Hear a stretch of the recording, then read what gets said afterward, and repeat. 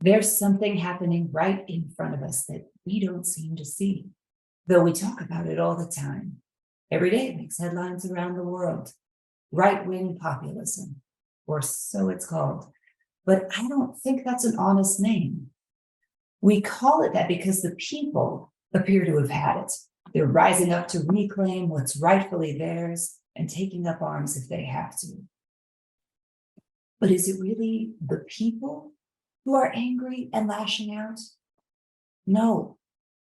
Follow the stats or just take a closer look, and you have to admit it's mostly white men, pissed off that straight white Western manhood is under attack, by which they mean toppled from its rightful place at the top.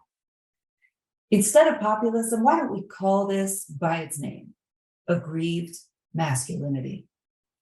Now, don't get me wrong, plenty of women also spout anger at the fall of real men. Of course they do. Have you met heterosexuality? It offers white women like me all kinds of reasons to get invested in manly grievance. But don't let the presence of women throw you off the scent when it can help you sniff out what is really going on. Straight, white, Western manhood portrayed as an endangered species, a threat not just to men, but to our way of life, civilization itself. This is the common denominator of most populisms today, their sympathetic protagonist. Calling it populism lets it pose as everyone's problem.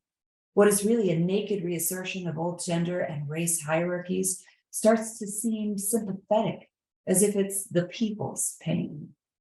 This is how aggrieved masculinity hijacks class struggle for its own selfish interests, by calling it populism. Populism is like its legitimate front or its gender laundering service. So let's stop spraying it with the populist air freshener, making a stinky thing smell sweet.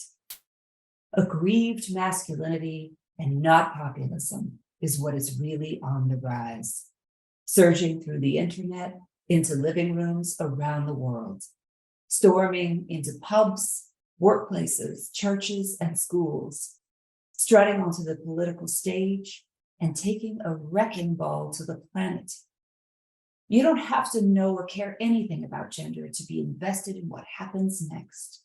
What we do or don't do about the resurgence of aggrieved masculinity will determine our common future. In my new book, Wronged and Dangerous, I say we address aggrieved masculinity for what it is, a global public health problem. The feeling of manly grievance has gone viral, not just metaphorically, literally. Did you ever notice that the COVID lockdown protests all around the world had kind of a similar vibe, which happened to look a lot like the US Capitol insurrection on January 6th? That's viral masculinity. Once you see it, you can't unsee it. This book considers what we might do about it.